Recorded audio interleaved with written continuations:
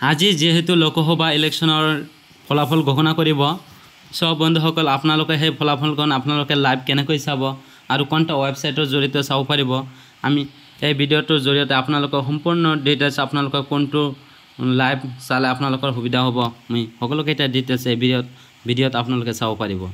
সব বন্ধুসকল আপোনালোকে ইয়াত দেখিবলৈ পাইছে নতুন দিল্লী 4 জুনৰ পৰা 2024 চনৰ লোকসভা নিৰ্বাচনৰ ভোট গণনা আৰম্ভ হোৱাৰ কথা। সব বন্ধুসকল আপোনালোকে আমি সকলোকেইটা ডিটেইলছ কোনটো ৱেবছাইটৰ জৰিয়তে আপোনালোকে চাব পাৰিব লাইভ সেইটো মই কৈ দি আছোঁ আৰু আপোনালোকৰ কোনো এডভাৰটাইজ নহ'ব। সব বন্ধুসকল ইয়াত দেখিবলৈ পাইছে 4 জুনৰ পৰা পুৱা 8 বজাৰ পৰা আৰম্ভ হ'ব ভোট গণনা। সব বন্ধুসকল 8টা বজাৰ লগে লগে আপোনালোকৰ যেটো লোকসভা ভোট গণনা আছে সেই ভোট গণনাটো 8টা বজা পুৱা 8টা বজাৰ পৰা আৰম্ভ হ'ব আৰু ইয়াত দেখিবলৈ পাইছে 4 জুনৰ সন্ধিয়াৰ ভিতৰত ফলাফল ঘোষণা হোৱাৰ সম্ভাৱনা আছে। যেতিয়া সন্ধিয়া হ'ব সব বন্ধুসকল এই সন্ধিয়াৰ হোৱাতে আপোনালোকৰ ফলাফলটো ঘোষণা হৈ যাব। সব বন্ধুসকল আৰু ইয়াত দেখিবলৈ পাইছে আপোনালোকে লগতে পৰক লোকসভা নিৰ্বাচনৰ ফলাফল 2024 ইয়াত দেখিবলৈ পাইছে আপোনালোকে ভাৰতীয় নিৰ্বাচন আয়োগে নিজৰ অফিচিয়েল ৱেবছাইট লাইভ আপডেট আৰু ফলাফল প্ৰদান কৰিব। সব বন্ধুসকল ভাৰতীয় নিৰ্বাচন আয়োগ নিজৰ অফিচিয়েল ৱেবছাইট দি দিছে আপোনালোকে ইয়াত দেখিবলৈ পাইছে result.eci.gov.in। সব বন্ধুসকল এই ৱেবছাইট লৈ আপোনালোকে যাইকিনে আপোনালোকে ফুল লোকসভা নিৰ্বাচনৰ লাইভটো আপোনালোকে চাব পাৰিব কোনো এডভাৰটাইজ নোহোৱাকৈ। সব বন্ধুসকল আপোনালোকে এই ৱেবছাইটৰ জৰিয়তে আপোনালোকে লাইভটো চাব পাৰিব আৰু আপোনালোকে ইয়াত দেখিবলৈ পাইছে ৰিয়েল টাইম আপডেটৰ ভাৱে উপলব্ধ হ'ব ভোটাৰ হেল্পলাইন এপ।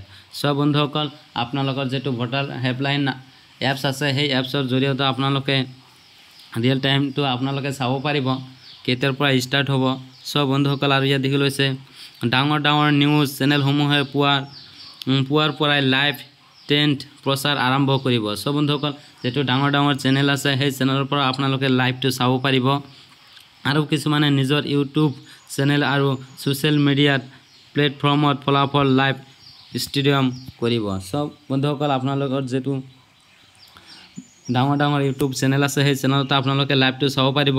ইয়াত দেখিবলৈ পাইছে 4 জুনত ECIৰ ৱেবছাইটত ভোট গ্ৰহণৰ ফলাফল পৰীক্ষা কৰিবলৈ এই পদক্ষেপসমূহ অনুসৰণ কৰক।